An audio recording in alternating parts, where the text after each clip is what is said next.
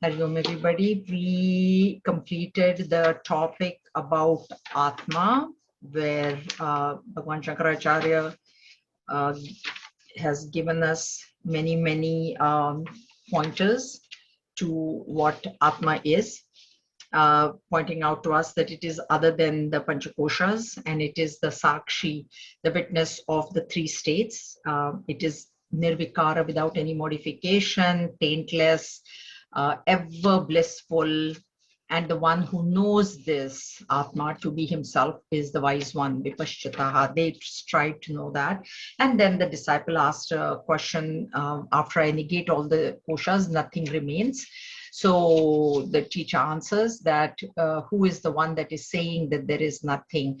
That is what you need to inquire into. Because if you're saying that, oh, after all the koshas are negative, there is nothing, but then somebody is there who is saying that.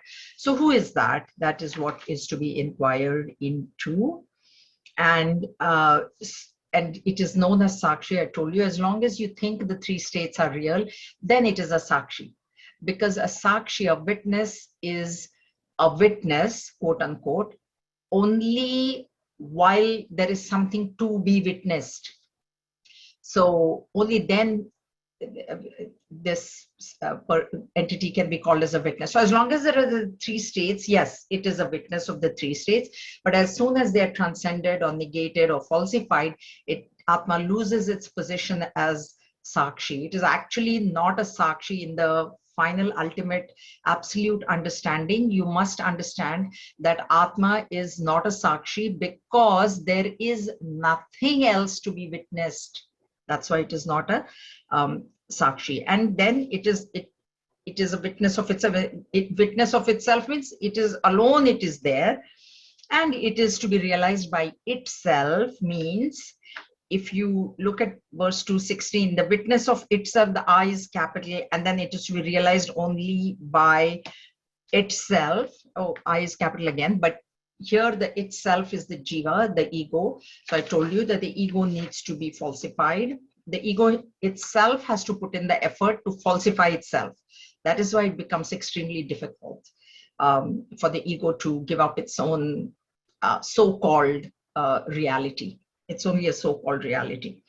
And then Atman is that which is very clearly seen in the three states, the Jagrat, Swapna, and Sushupti, waking, dream, and deep sleep states. I told you in the waking it is most evident, but it is there in the deep sleep and the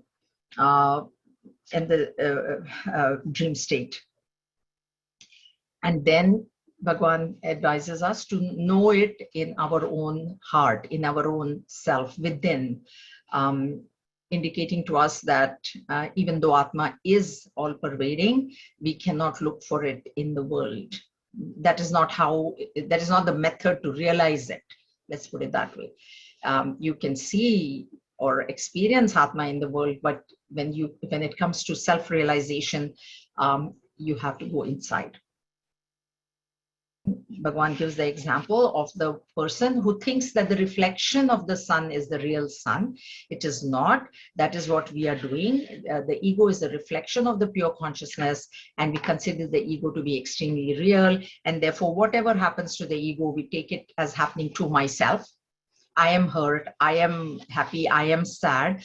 All those things are happening to the ego, and considering the ego to be the self, considering the ego to be myself, I say, oh, I'm happy, I'm sad, I'm jealous, I'm angry, etc., etc. And then when the person, the wise person, puts aside the jar and the water, which is the body and the mind, the reflection disappears, because the reflection is dependent on the medium. So when the medium is removed, the reflection, what stays is only the original object. And so in the next three verses, 20 to 21 and 22, Bhagwan advises us to leave aside the body. Leave aside the body is not to destroy the body in any way, just to understand that it is not really real. That's it. So what happens by understanding that I am not the body, I do take care of the body because I understand that it is a vehicle for me to, even to do sadhana, I need the body. to do self-effort, I need the body. So only with that intention in mind, the body has to be taken care of. But we must know that it is not the ultimate, and neither is the mind. The mind is constantly changing, and therefore it is false. And we need to ultimately transcend both body and mind to know our own real nature, which is eternal, immortal, deathless, birthless, changeless. Okay. And the only that, and the realization of the self is the only cause for liberation. That's it. There is nothing else. So knowledge has to ultimately arise. So even when we say bhaktas, the Bhagwan actually bestows that knowledge of oneness upon them. That is the only way to liberation from the transmigration of the jiva. This going from birth to birth to birth, the only way is to realize that I am birthless. And right now, we know that we are birthless, but we have not actually realized it to be our own eternal nature.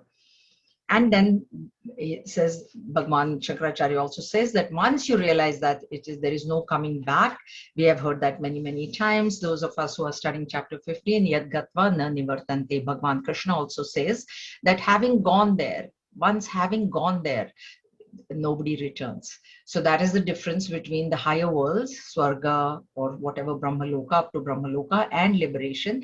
All the other worlds are a point of return. Liberation is not a point of return.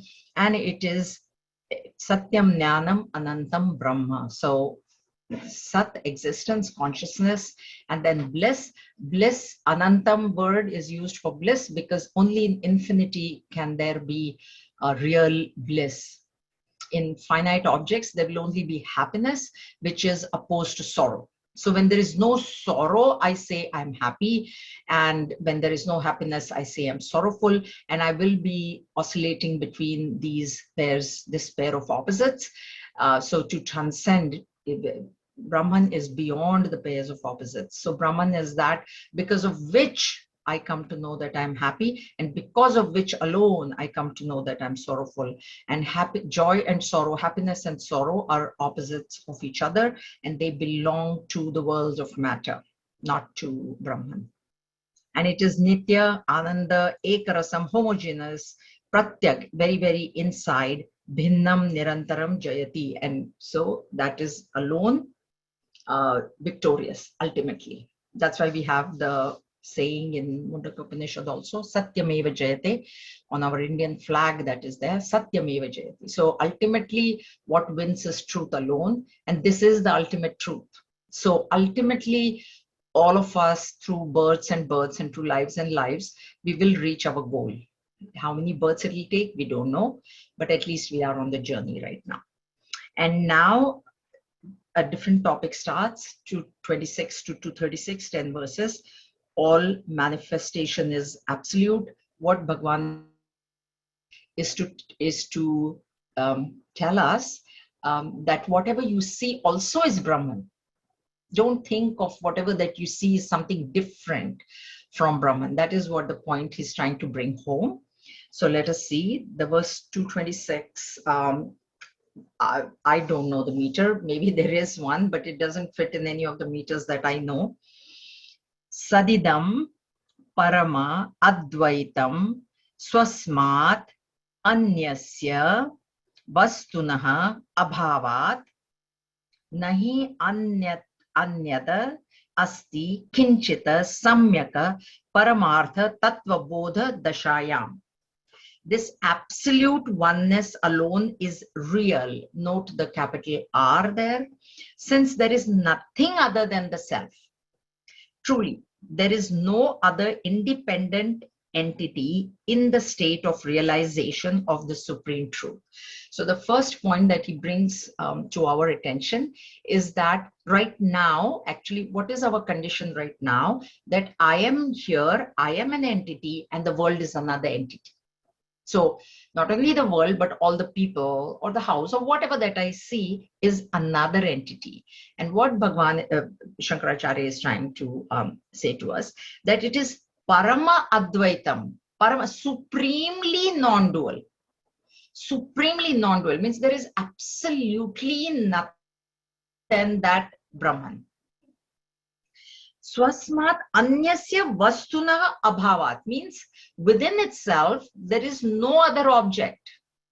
There is no, see, if you take a tree, we have seen this, or even a body, within ourselves also there is a hand, there is a leg, there is a nose, there is these parts to the body. Or to a tree, there are leaves, there are branches, there are fruits, there are flowers, there are roots, there is a stem. So swasmat, sajatiya bheda, this is swasmat, here is sajatiya bheda. So within itself also there is no other parts within. That's why it is called ghana, ananda ghana. Ghana is dense homogeneous mass. That is how it should be understood, that there are absolutely no parts. Vastuna abhavat, abhava, absence. Nahi anyadasti kinchit samyaka. So, and there is no other entity, because right now our impression is that I am separate and the world is separate. We are rooted in that because we consider ourselves to the body. As long as we keep on considering ourselves to be the body, definitely there are going to be other things, other people, other objects, other situations. That otherness is never going to go away as long as we consider ourselves to be the body, because this is the body and everything other than the body is other, anya. Such a thing, Bhagavan says, is not there in the Supreme Consciousness. Samyak Paramartha Tattva Bodha Dashayam. So there is no other entity in the state of realization of the Supreme Truth. What this is negating is the three differences that we have talked about: Sajatiya, Vijatiya, and Swagata. So I told you Swagata Bhed, within oneself there is the differences of the eyes, the nose, the hands, if you take a human being. Then Sajatiya is among human species. Jati here is species. So among the human species also there is different. There is a man, there is a woman, there is a child, there is an old person, there is a short person, there is a tall person, a thin person, a fat person, etc., etc. So that is the Sajatiya Bheda. And then of course there is a Vijatiya Bhed, which we see that I am different and the tree is different, the animal is different. So that is the Vijatiya Bheda, means in different species, of course there is a difference. There is a difference between the animal species and the human species. And all these differences are very valid as long as I consider myself to be the body.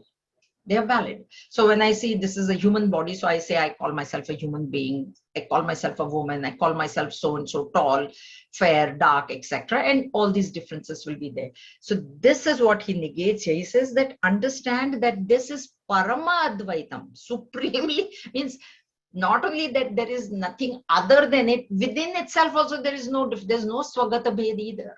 There is no, you might think, oh, okay, there's nothing other, but maybe within our differences here, there, no, there isn't. So this is what this is the point that Bhagavan is going to constantly now tell us. Okay, so Yadidam Sakalam Vishwam Nana Rupam Pratitam Adnyanat Tat Sarvam Brahma Eva Pratyasta Ashesha Bhavana dosham word. This entire universe, which because of ignorance appears to be of infinite forms, is in fact Brahman alone, which is free from all limitations of thought.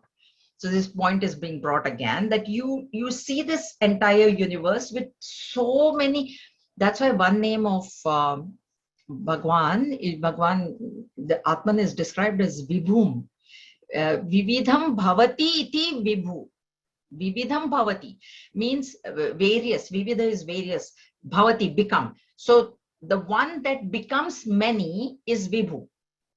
And that is one of the names of Brahman.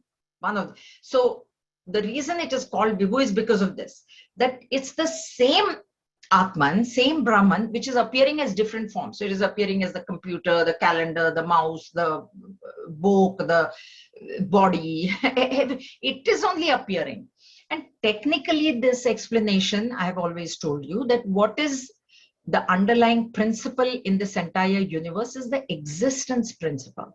That is how you have to understand. How does this computer become Brahman? How is the computer Brahman? It's inert. Yeah, but computer is. I don't say the computer is not there. The screen is not there. I say the screen is. And therefore that isness is what is belonging to Brahman. And if that isness was not there, would I have seen the computer? I could not have. And that is how this has to be understood. How come this stone is Brahman, dirt is Brahman? How? Because I'm saying the dirt is, the stone is. Everything I say, everything I experience is. That isness is what Brahman is. That is to be understood, existence. So that's why he says that, and it's free from all limitations of thought, because Brahman is beyond thought, beyond mind. We have seen in many Upanishads, Bhagavad Gita, you cannot reach it through the mind. Through the mind, only finite objects can be understood. All our knowledge that we get through the mind is of finite objects. And it is because of that infinite Brahman that the mind can even get knowledge of the finite objects. So the mind cannot go back. We're studying that same portion, similar idea in chapter 15, where Bhagavan says, Na tatra suryo bhati na chandra tarakam. So that Chandra word, moon, deity of the mind. So Bhagavan says, with the mind, you cannot come to me. You cannot reach me through the mind. Mind cannot reach me. That is what this is. So he says, Tat sarvam brahmaiva pratyasta ashesha bhavana dosham. So it is, if you think that this universe is something other than Brahman, then it is a bhavana dosha. It is a limitation of the mind.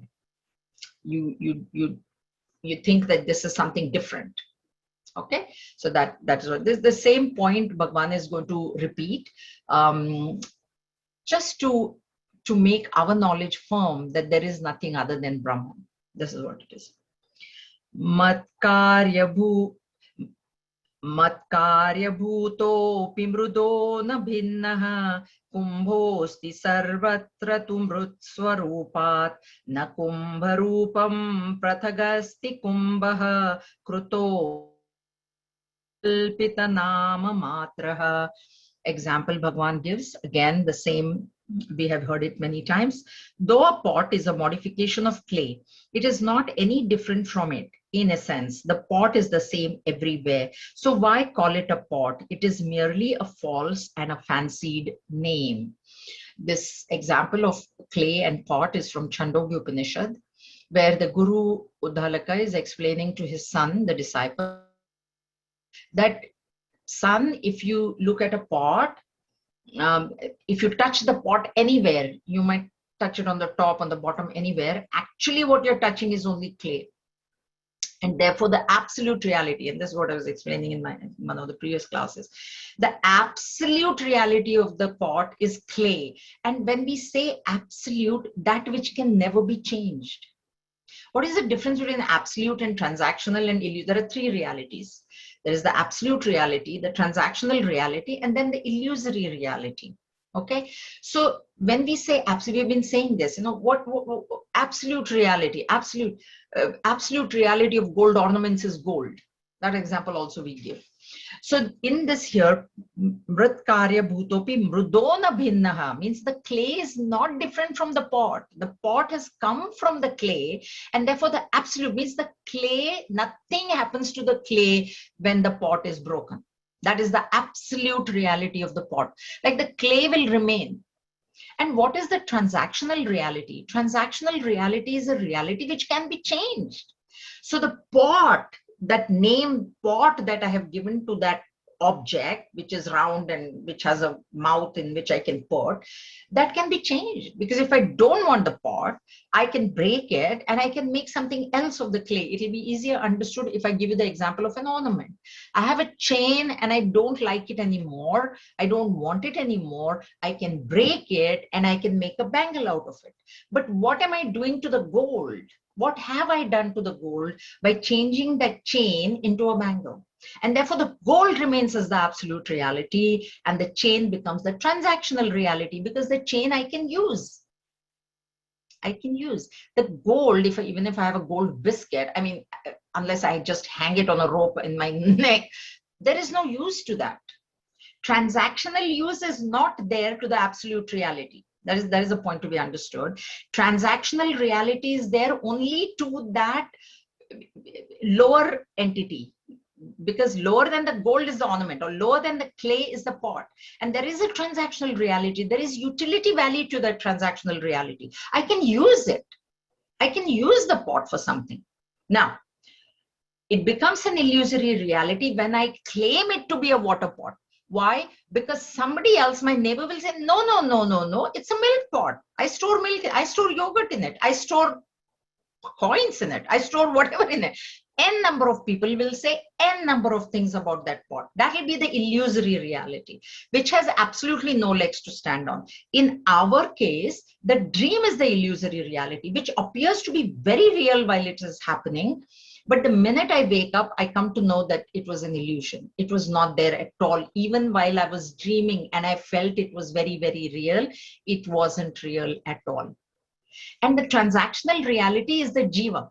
So the jiva who transacts, he goes, shows his passport. Now we have to show our COVID vaccination passport everywhere. So we are showing, the jiva is showing that. But the absolute reality of all this is Brahman and Brahman alone. This is the example he gives of pot and clay, which we have heard many, many times. Okay, the transactional reality is also called as empirical reality. That which can transact, that with which I can transact is a transactional reality. That which I cannot transact with is the absolute reality. But the transactional reality cannot have any existence without the absolute reality. So the actually real thing is the absolute reality only, because absolute reality can stay on its own without the other two realities, but the other two realities cannot stay on their own without the absolute reality. And I've given you the example of electricity and the appliances in chapter 13, I believe. So all my appliances I can remove and nothing happens to the electricity. So the absolute reality of the appliances is electricity. But the appliances are a transactional reality. I cannot use electricity. There's no appliance in my house, but there's all electricity. I cannot cook food on the electricity. I cannot heat water on the electricity. I cannot even warm myself just because electricity is there in the house. I will need a heater to plug in, I will need a range to plug in, or I will need a pot to plug in to warm up water, whatever. So that is a transactional reality. Okay, all right, this is what it is. Pimrudbhinnataya swarupam ghatasya sandarshaitum na shakyate ato ghatakalpita eva mohat mrudeva satyam paramartha bhutam. No one can show by demonstration that the essence of a mud pot is other than the mud. Can you say? If it's a gold pot, then the essence is gold. Okay. If it's a silver pot, it is silver. Okay. All right. So therefore, the pot is merely imagined through delusion.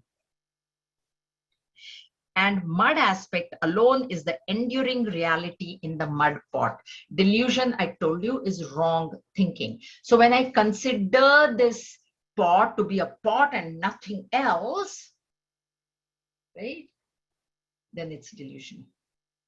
I have to know in my mind that it is clay. It is clay and clay alone. It's nothing but clay. Like that's why in delusion, I am considering this jiva to be me, to be the self. And then the jiva is getting hurt and happy and sad and all the emotions the jiva is going through. And I consider it to be all real. And that is delusion. Then considering myself to be the body, that is another delusion. Okay, so it is to be understood that is the enduring reality in the mud pot. Enduring means what? That's why I told you that absolute reality, nothing can happen to it. The clay, no matter what you do with that pot, you break it, you change it, all these modification, changing, breaking can happen in the transactional reality. Nothing is happening in the absolute reality. Okay, that is what it says, Paramartha Bhutam. Enduring reality in the mud pot. Enduring reality in the mud pot is mud alone. enduring, which enduring is what? Which will stay forever and ever. Okay. Sat Brahma Karyam Sakalam Sadevam Tatmatrametanna Tato Nadyasti Asti Tiyo Vakti Navtasya Moho Vinirgato Nidritavat Prajalpaha. So too, two examples he gave, two verses he gave to tell us the example. So too, similarly, the entire universe being the effect of the real Brahman, absolute reality, can be nothing other than it. Just like the mud pot cannot be anything other than the mud, this universe which is manifested, which I see, cannot be anything but Brahman.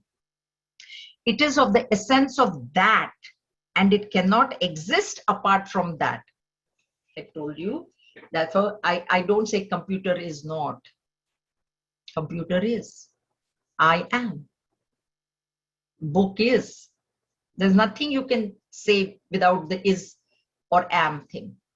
The is quote unquote, am quote unquote, right?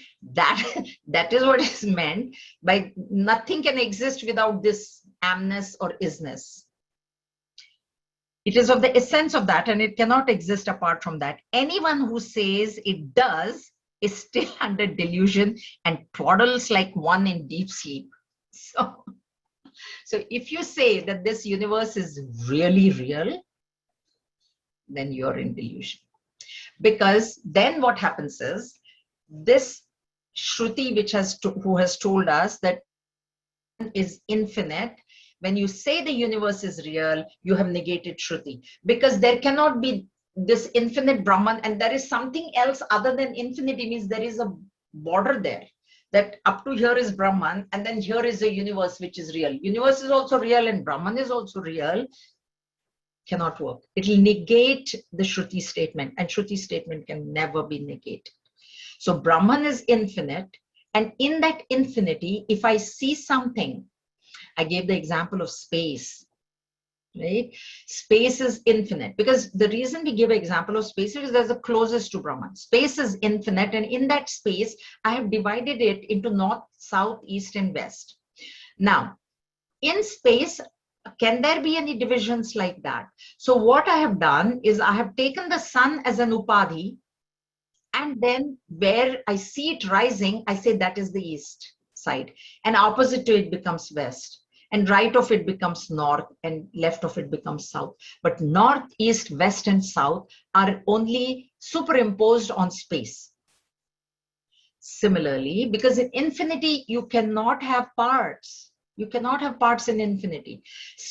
In space, you cannot have parts. Brahman is even more infinite than space, because space has come from Brahman. So how can there be any parts? So if you think that this universe is a part, that's why I said, is a part or is existing apart from Brahman, it is only delusory. It's delusion. It's wrong thinking. Okay.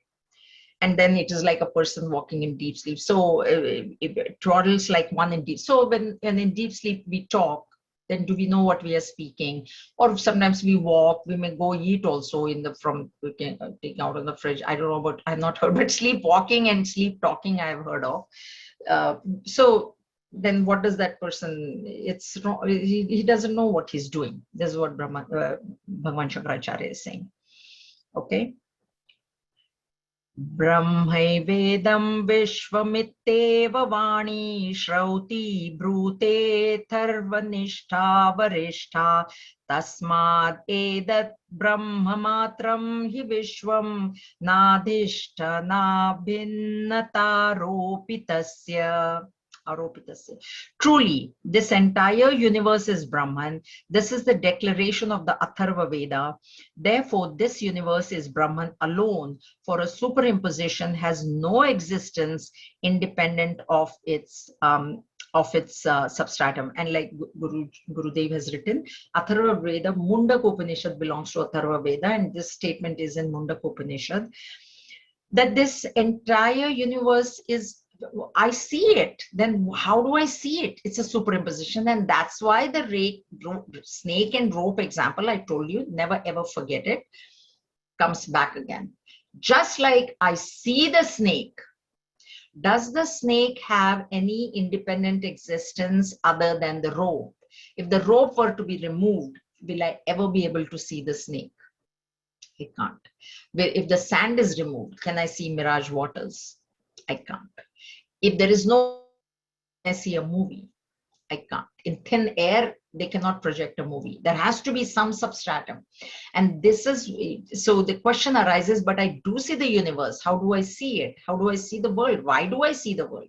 Yes, because it is a superimposition on Brahman. And it has no existence without Brahman, without the substratum. The superimposition has no independent existence. It exists only as long as the substratum is there. Substratum can exist independently, but the superimposition cannot exist independently. It has a dependent reality, and that is why we say it is not really real.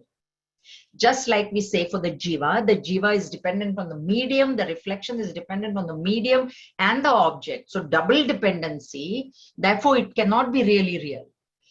That's why we say the appliances are a dependent reality. They're dependent on the electricity, but electricity can live on its own happily, no problems. This is what this is. Okay. The entire universe is Brahman that way. I told you it's the existence principle that you have to look at. Just like, it's exactly like the example I've given you. A child and an adult are looking at the sunrise. And the child is saying how beautifully the sun is coming up. And the adult says, yes, it is. But in his mind, does he not know that the sun is not moving at all? This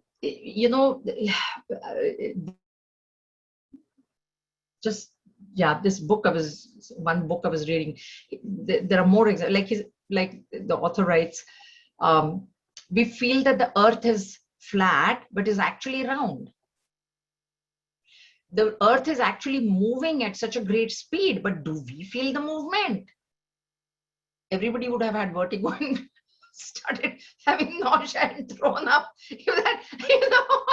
Me, I would be the first one. Motion sickness.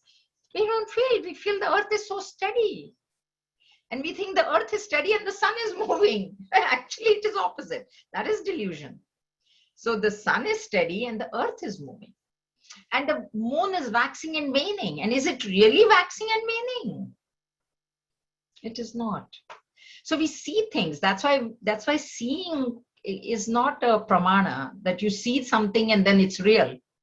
And that is what we do in our delusion. We think I see the world and the world is real. That is delusion. Just because you see something, it's not a proof of reality. And we've given the example of the sky many, many times. Okay. Satyam yadi syad jagade tadatmanah ananta tattvani nirgama pramanata asatyavadittvamapi shitu syat naitatrayam sadhuhitam mahatmanam. If the universe as it is real, the Atman would not be infinite. This point I already told you. The scriptures would be false. That is the point. The scriptures are saying we have to have faith in the scriptures. I told you faith is extremely important. We have to, because the Vedas are telling us about things which are beyond the senses, which we cannot experience through the senses. That is what the Vedas are telling us. That is why the Veda Shastra is very, very important, because I can only figure out, and man has made so much progress. Human beings have made so much progress, seeing through their sense perceptions. So many new inventions, discoveries, everything have been made, but they are all in the purview of the senses. What is beyond the purview of the senses, it is only the Vedas. So whenever the Vedas are saying something, we have, if we don't believe it, we need to change our mindset. And that's why here he says that if I say that there is Brahman and then there is this universe, the Shruti statement is negated, and that statement can never be negated. The Lord himself would be guilty of having spoken an untruth. Why? Because the Vedas are the breath of the gods.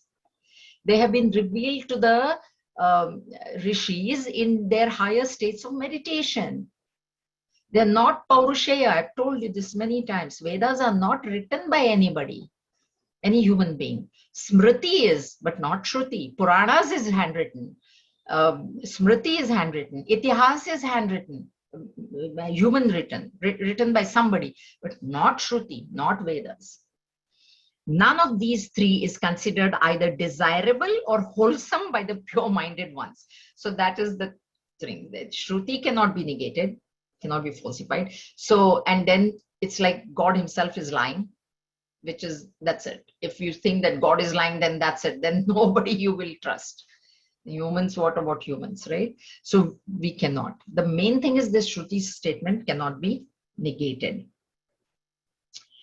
Ishvaraha vastu tatvajnaha nacha aham teshu avastitaha nacha matsthani bhutani iti evya vachi kluptata klupata. There's a r there. Klupata. There's half ka, full l and half r. It's difficult to pronounce. The Lord, who knows the secret of all things, has expressly supported this view in his words, but I do not live in them, nor do beings exist in me. Where did we hear that? Bhagavad Gita. Bhagavan said, I am in them, but they are not in me. Which chapter did we hear that? 7. And I've given you the explanation. I am in them means what? Means they are dependent on me. But they are not in me. I am not dependent on them. The appliances are dependent on the electricity, but the electricity is never ever dependent on the appliances. This is what is. They are dependent. I am not dependent. This is the standpoint from the pure consciousness. So from the standpoint of the rope, does the snake ever exist? Can we go tell the snake, why, tell the rope, why you're looking as a snake? Why did you frighten me? Rope will say, where did I frighten you? I'm just lying coiled here in the corner. I have not done anything. Whatever you did, you did. You projected a snake. You got scared. What am I supposed to do? And I am here, whether the snake is there or not. I am here. The snake is in me. I am not in the snake. This is what Bhagavan is saying here. And this is quoting Bhagavad Gita here. Matsthani. Oh, 4, Gita 4 also. Nachataham, Gita 9, but I do. And then Gita 4 again. Okay, so 4, but even in 7 he has said something like this. I am in them, they are not in me. Okay, very important point. Yadi satyam bhaved vishwam sushupta vrupalabhyatam yanno palabhyate kinchita ato sat swapna vanvrusha. If the universe were true, it would have been perceived even in the deep sleep state. Since it is not at all perceived, it must be false and unreal. Bhagavan is giving reasons as to why the universe is false. The first reason he quoted was the scriptures would be negated. If we say that the universe is real, then the scriptures would be negated. Bhagavan's words would be falsified. That means Bhagavan only spoke false. Second, he quotes Bhagavad Gita. He says, Bhagavan himself has said, they are in me, they are dependent on me. I am not dependent on them. Okay, so that means Brahman has this independent existence and everything else does not have an independent existence. And without an independent existence, we don't call it a real existence. Like the jiva, the reflection is there only because of the medium. Otherwise, there would be no reflection. Now also he says that if it was true, really real, you should perceive it in deep sleep. And that is the difference. Brahman, see, in deep sleep also Brahman is there. Atman is there. Why? Because I have memory in the morning. Even though in deep sleep, I don't experience anything. I don't experience the joys and sorrows. And that is also another point. See, the joys and sorrows belong to that mind. So when the mind is folded, you will never experience joys and sorrows. But Atman is there because you know that you slept well. You know that you knew nothing in deep sleep. You know that you dreamt. Sometimes you even remember what you dreamt. Swami Swarupananji, when he was very young, he has this some problem with the spine. He went through a lot of pain, and then he went to Gurudev. He was very young that time, 18, 20, in his 20s. So he was very close to Gurudev. So he said to Gurudev, Gurudev, why so much pain? I'm in so much pain. And Gurudev said, where is the pain in deep sleep? Where is the pain? It's not. So what Gurudev meant was, as long as your mind is alive, you will experience the pain. Because it is identified with because in the mind is the reflection, and the reflection is identified with the body. So when the body is in pain, as long as your mind is awake, the pain will be experienced. You fall asleep, and that is our experience. I may be so much worried. I may be having a huge test tomorrow, or I may be having a headache. But once I fall asleep, do I experience all these things? I don't experience. Therefore, these things are all unreal. Because if they were really real, they should be experienced states. We have given you the definition of real as per Vedanta, that which remains the same in the 3 periods of time, that which is there in the 3 states, the waking, dream, and deep sleep. So pain, it is not there. Joy is not there in deep sleep. And that's one of the reasons that no, it is false. Time is not there. I told you, time also, you don't know. You hit the snooze button and 1 hour goes by and you think it's only 5 minutes. It's not there. That's why, that is the proof. And here, Atman, yeah, I remember that waking state too, I definitely remember. That's why it's very sputataram. He already said Atman is very clearly experienced in the form of Jiva. That time, the ego is more this thing. But it's because of Atman that Jiva is there. The reflection is there. So when I wake up from deep sleep, the memory proves that Atman was there and the world was not there. And therefore, the world is unreal and Atman is what is real. Okay. Ata prathagnaasti jagat paratmanah prathak pratitistu mrusha gunadivata aropitasyaasti kimarthavatta adhishthanamadhati tatha brahmena. Therefore, ataha, the world does not exist independent of the Supreme Self. And like qualities, the notion of its separateness is false. Can a superimposition have any meaning apart from its own substratum? Through delusion, it is the substratum itself which appears like that. Okay, so these are the reasons that Bhagavan has given. So he's proving this is that's why I told you it's Vivekachudamani, Vivek, discrimination. How this discrimination can be done in so many different ways. And the reason that he's giving us so many different ways is because there are so many different people thinking in so many different ways. So whichever way that you can adopt, if you can adopt all of them, adopt. If not, at least hold on to one.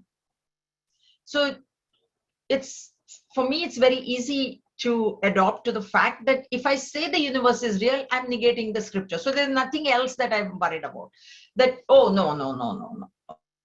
Scripture cannot be false. Vedas cannot be false. You can hold on to that. Or you can hold on to the fact that, oh, when I fall asleep, where is the world? I forget everything. I don't know anything. Hold on to that. Or hold on to Bhagavad Gita. I am in them, they are not in me. Hold on to that. Whatever one support we can hold on to, it is better. If you can hold on to all of them and remember all of them, perfect. But every time to remember all the reasons may not be true, may not be possible. So at least hold on to one. And that's why so many times he's repeating this. That's why Chudamani, it's the crest jewel of discrimination. Like, he has not left any stone unturned. Let me put it that way. In this text, that's why there is this 566 verses or whatever. There is no stone which is unturned. There is no subject that he has not dealt with in Vedanta. Like Jiva Jagat Brahma, Ishvara. So that's why that's why I'm also going pretty fast. And then we should have time for some questions. So therefore, the world doesn't exist independent. I told you the appliances cannot exist independently without the electricity, or the snake has no existence without the rope, or the pot has no existence without the clay. The ornament has no existence without the gold. Gurudev's joke was there. So one South Indian lady, this Gurudev's joke, not mine. So there was this lady who came to Bombay from South India, and her son-in-law was there. It's always the mother-in-law and the son-in-law. They were the daughter and the son. And she said to him, take this chain and sell the chain and bring me back the gold. Gurudev said, no. Could he ever do it? No. You can't give the chain out and then retain the gold. So that's why the chain is dependent on the gold. The universe is dependent on Brahman. So it has no independent exist. That is what we are, this distinction between real and unreal. See, because we see the world, we touch it, we taste it, we smell it, right? So it is extremely hard to swallow the fact that it is unreal. This is the reason I'm telling you. This is how it is, because and then I experience it also. I experience fear, I experience joy, I experience excitement. I get excited when I see something. And then Vedanta comes and says, it is all false. How it is false? So that's why the word mithya is there. It's not that it is false, but it is illusory. It is not that it is false, but it has a dependent reality. And that is the difference. Really real is that which is independent of everything. And there is only one entity, the Om in the chart, which is independent, absolutely independent. Because even when we give example of electricity and this thing, please remember, electricity is also matter. It falls in world and it is unreal. But examples we have to give, which we will all understand. So we give examples from the world, like electricity, rope and snake and all those, okay? So this is how it has to be understood. And because it is very difficult to understand, Bhagwan is giving us many, many, many reasons. So he's asking a rhetorical question. Can a superimposition have any meaning apart from its own substratum?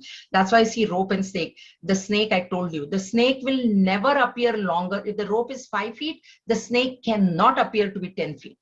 It cannot. Or if it is 5 feet, the snake cannot be a small 1 inch snake.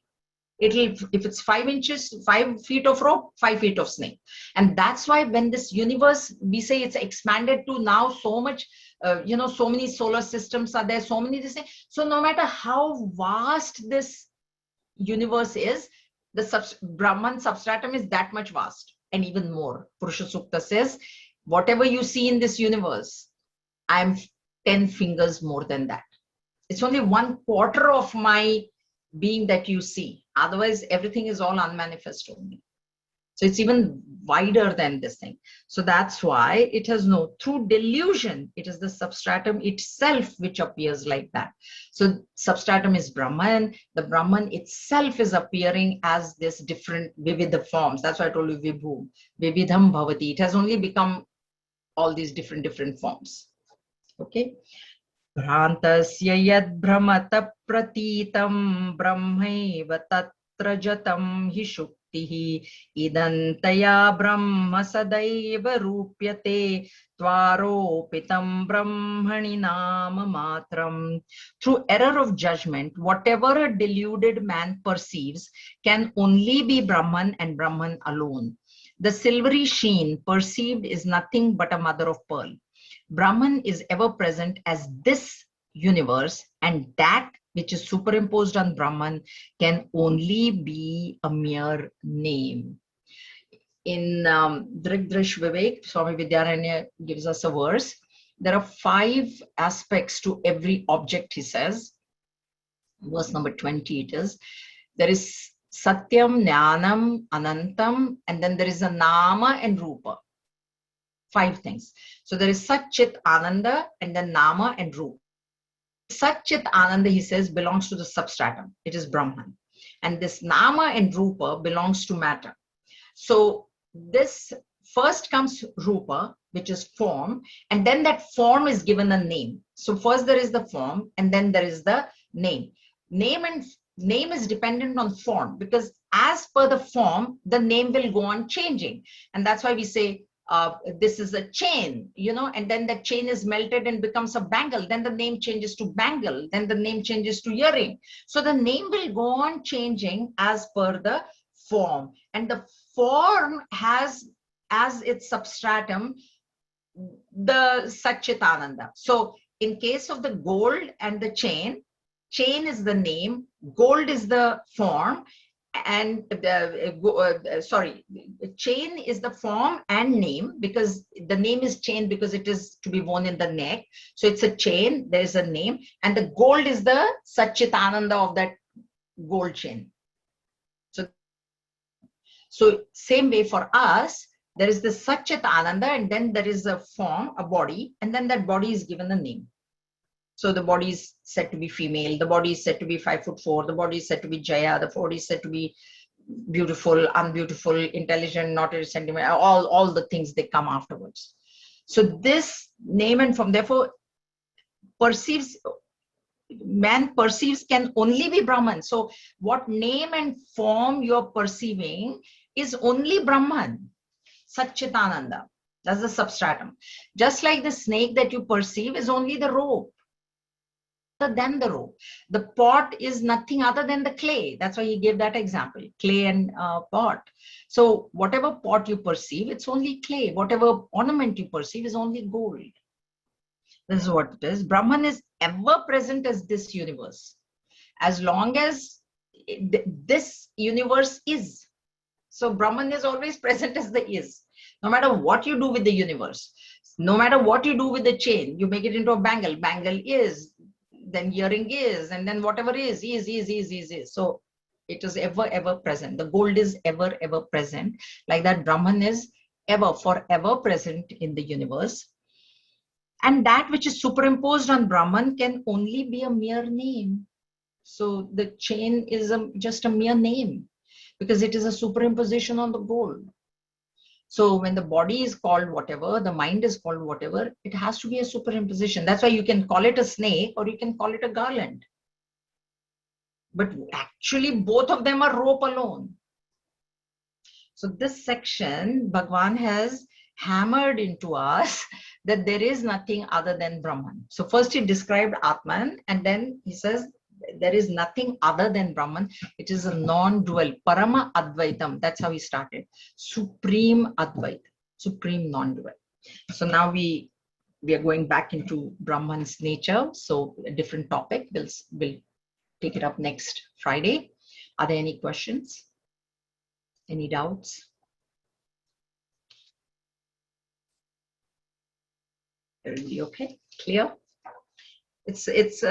I find that it's nice because it's sort of, I think Vivekachudamani is sort of going parallel with Bhagavad Gita that we are studying. So you can also connect, the two texts. It's all the same thing. It's all Vedanta. So, okay. So we'll meet next Friday. Yes. When you mention really real, I'm trying to see the difference between the real and the really real. When you say perceive, and the perception goes to, at least my perception goes to real. So what's the difference between the really real and real? Really real is that which does not change in the 3 periods of time. And real is that which changes in the 3 periods of time. So in the waking state, I'm the waker, and then I will become the deep sleeper, and then I will become the dreamer. But Atman, which is really real, doesn't become the waker or the deep sleeper. That's why I'm using the word really real. That which does not change in the 3 periods of time. That is the definition of really real. Anybody else had a question? Okay. I had a slightly different explanation for Narayanji. So really real is something that does not change in 3 periods of time. Real is something you perceive, well, like mithya. You see it, it is an illusion, you see it, but it doesn't exist before, or it doesn't exist afterwards. And then you have this, not illusion, but something that does not exist, like the horns on a rabbit. I describe it, but doesn't exist. So that is illusion or does not exist. So, but the really real and real is my example. Like, just like you can see a mirage, it exists. You can see it. You think there is water. You can take a photograph of it. It exists, but internally, you know, it doesn't exist, and it needs a substratum for it to exist. It needs the sun, the sand. Without that, and you also, without those three, it doesn't exist. Real is a dependent reality, and really real is an independent reality. That is another way you can understand it. It exists independently. Like the electricity is really real in case of electricity and appliance. Electricity is really real because it can exist without the appliances, but the appliances are real. They have utility value without electricity. Okay. Thank you. All right.